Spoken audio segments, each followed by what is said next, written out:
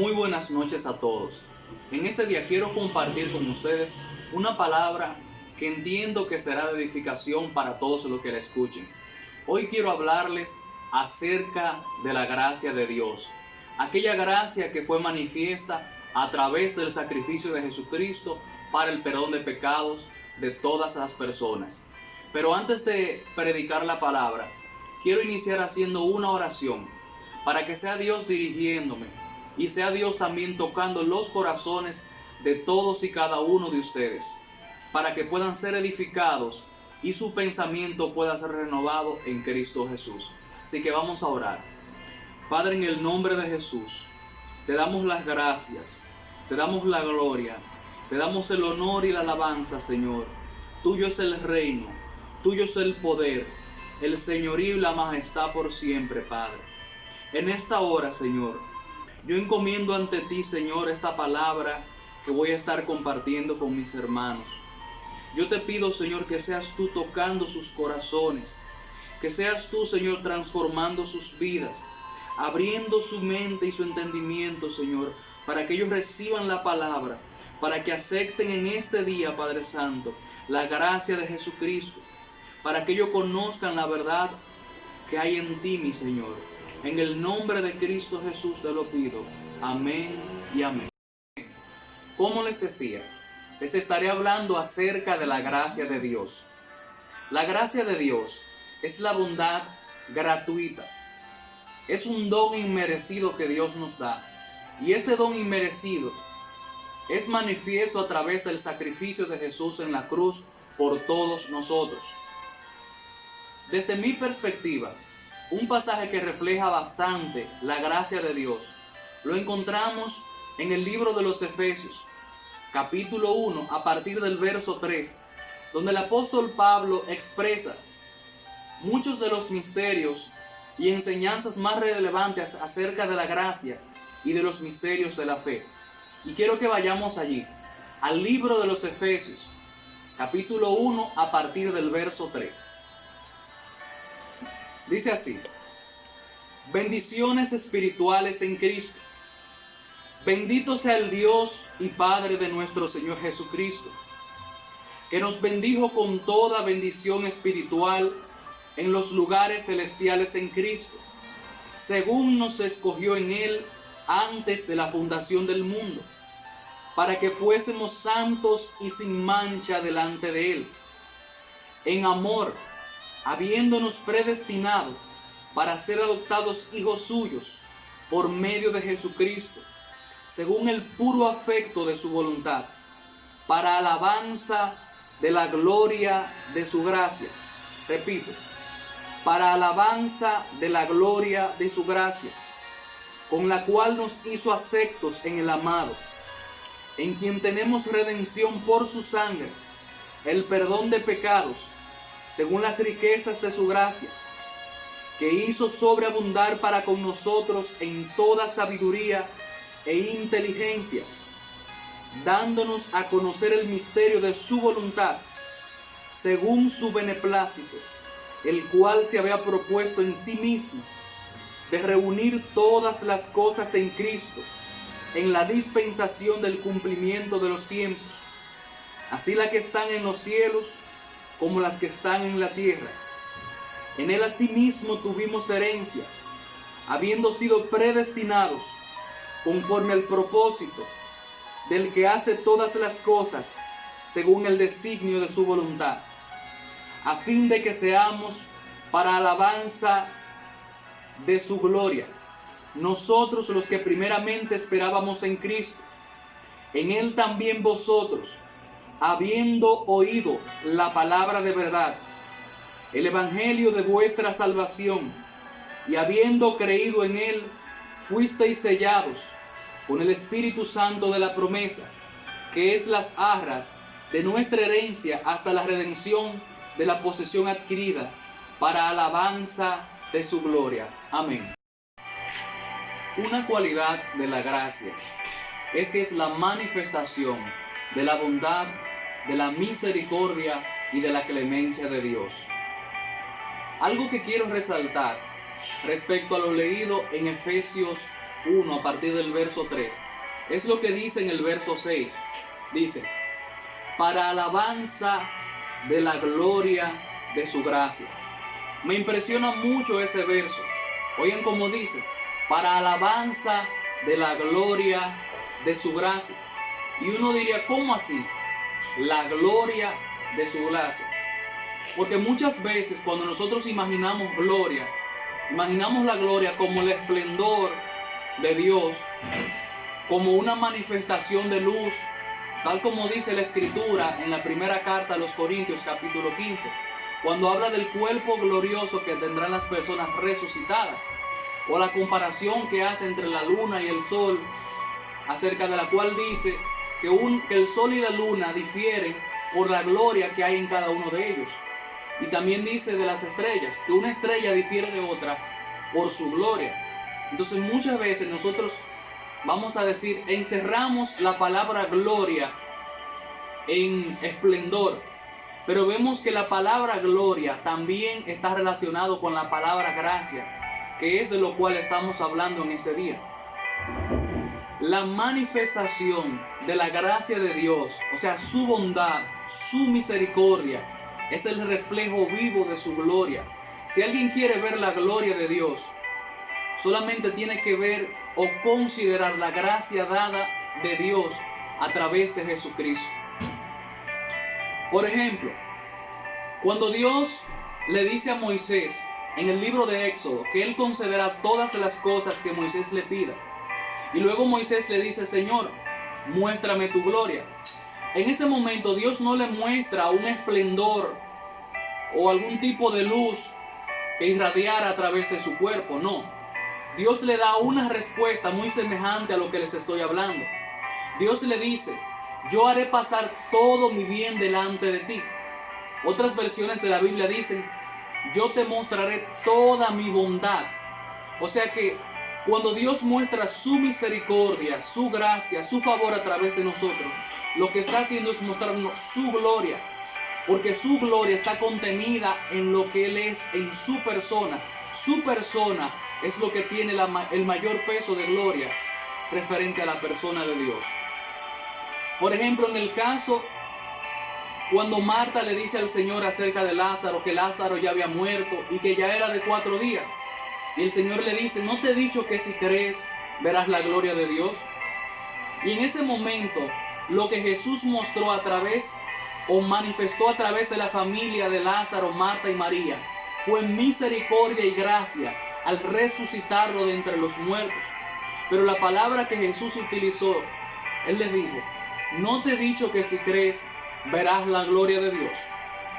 Porque la gracia de Dios contiene la mayor gloria que Dios puede tener, porque es la expresión viva de lo que Él es. Un Dios misericordioso, clemente y amoroso. Un ejemplo de esto lo vemos en el libro del profeta Jonás. Cuando Jonás huye de Dios y luego da las razones de por qué él huyó, él dice, es que yo conocía que tú eres Dios clemente y misericordioso y que perdonas a todos. O sea, la razón por la cual Jonás huyó de Dios es porque sabía que Dios iba a perdonar a Nínive. Pues Dios es así. Esa es la expresión viva del Dios que nosotros servimos. Amén. Ahora quisiera hablarles acerca de la historia de la gracia, si así pudiéramos decirlo. Alguien se preguntaría, ¿y dónde tiene la gracia su origen? ¿Verdad?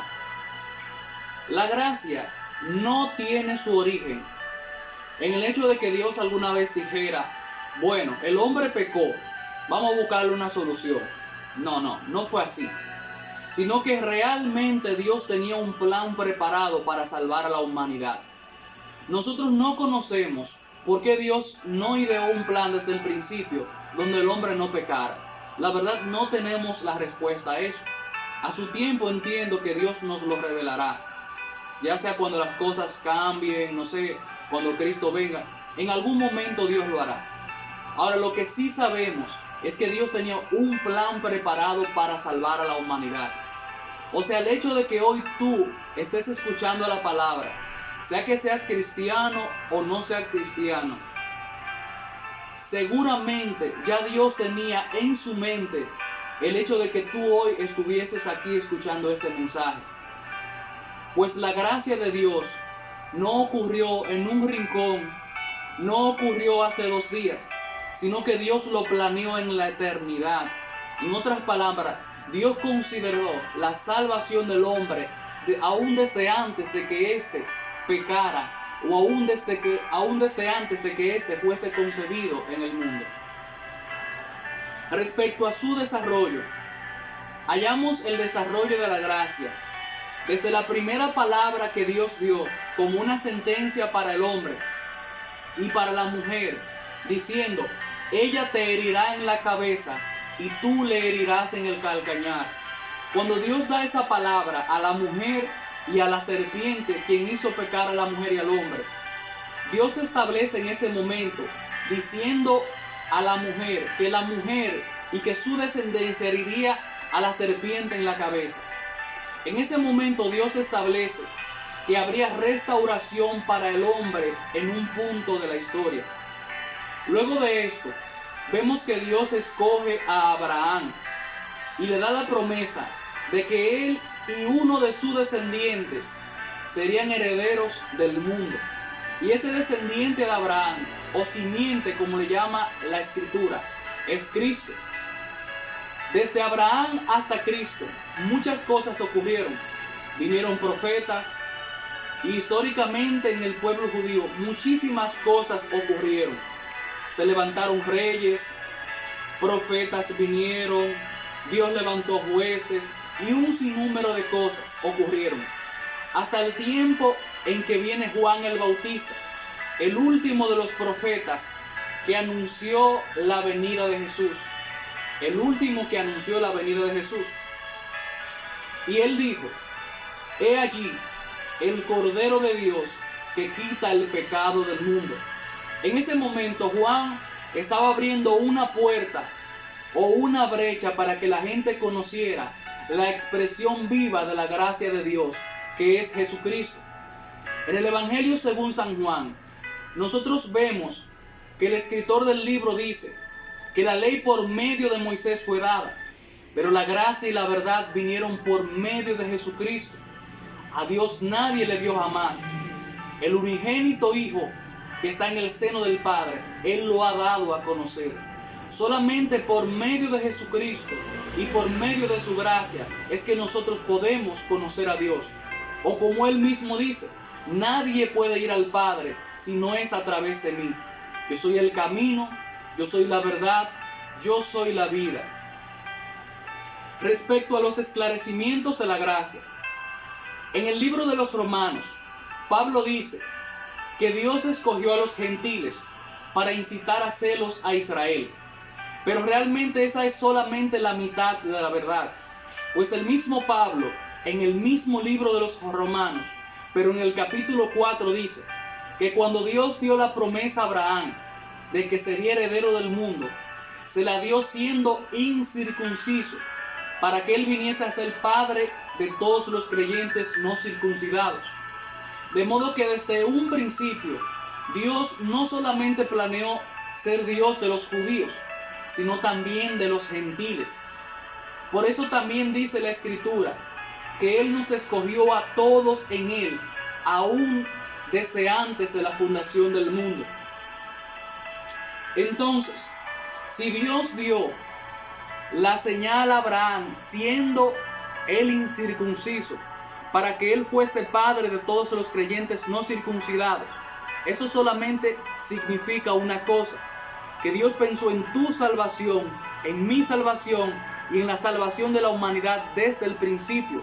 O sea, el hecho de que hoy la persona tenga el privilegio de escuchar el Evangelio no es una casualidad, sino un plan de Dios. Amén.